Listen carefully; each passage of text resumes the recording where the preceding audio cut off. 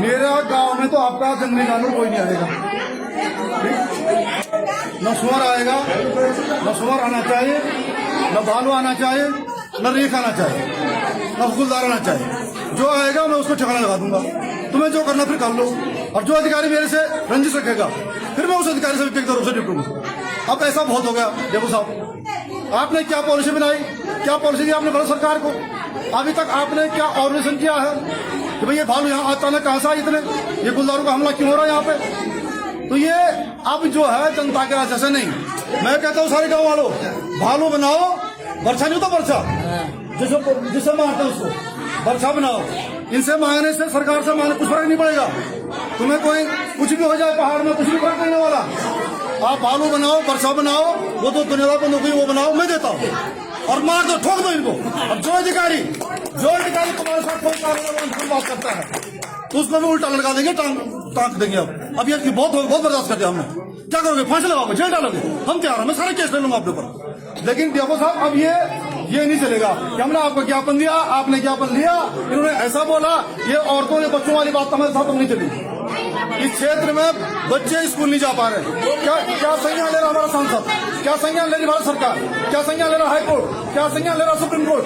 और क्या ले रहा आपका बंद? मैंने आनंद वर्धन साहब को भी कहा है देहरादून में, चीफ सेक्रेटरी को, कि भाई अगर ये जंगल किसके हैं? बोलो वन विभाग के। तुम्हें जानवर किसके हैं? बोलो वन विभाग के। जिम्मेदारी किसकी है? बोलो वन विभाग की।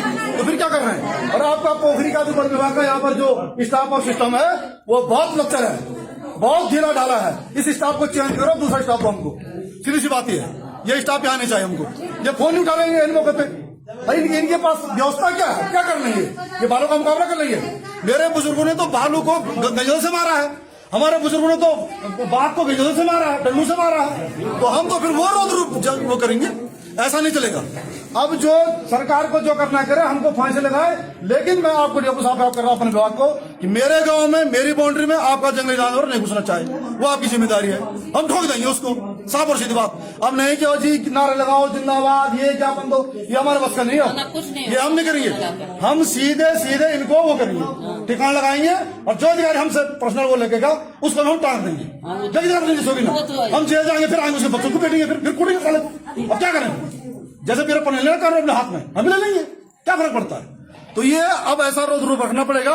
ये अरे यरा करके हमको तो सरकार बचाएगी, कोई बचाएगा नहीं। स्कूल में हमला हो गया, क्लासरूम से बच्चे को उठा के भालू ले गया, तो मोदी जी ने उप क्यों नहीं करा?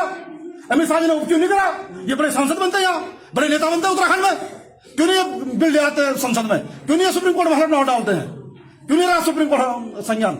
मतलब उत्तराखंड के बच्चों का कोई मतलब नहीं है। और कह रहे हैं चुनाव में आएंगे, अब वोट भी ये जानवर देंगे इनको। सुअर से वोट मांगो, भालू से वोट मांगो, बाघ से वोट मांगो, है ना? और जब तक भालू नहीं मारे जाते, बाघ नहीं मारे जाते, तब तक आपने स्कूल क्यों खोले रखे? छुट्टी करो इनकी 5 दिन की, 10 दिन की।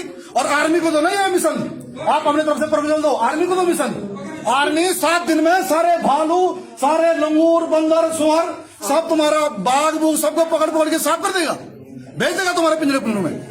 लेकिन ये साजिश के तहत उत्तराखंड के साथ धोखा हो रहा है। इनको, हमको उत्तराखंड से कोई वो नहीं है। 5 सांसद आते हैं, 5 सांसद के भाड़ में, यहाँ की सरकार के भाड़ में भारत सरकार की सेहत पर कोई असर नहीं पड़ता है, इसलिए ये सब में होता रही है। इसलिए हम ये स्पष्ट कहना चाहते हैं कि अब इनसे गिड़गिड़ाना बंद करो, खुद अपने हाथ में लो, अपने आप में दम रखो और करो इनका कल्याण। ऐसा नहीं चलेगा। और मैंने तो बोल दिया साहब, सीधी बात पब्लिक के सामने कह रहा हूं, मेरे गांव में अगर भालू आया, कोई बाघ आया, कोई कुछ आया, तो वो तो जाएगा ही जाएगा, उसके बीच जो अधिकारी आएगा वो भी जाएगा। साफ और सीधी बात। जय हिंद, जय विदेश।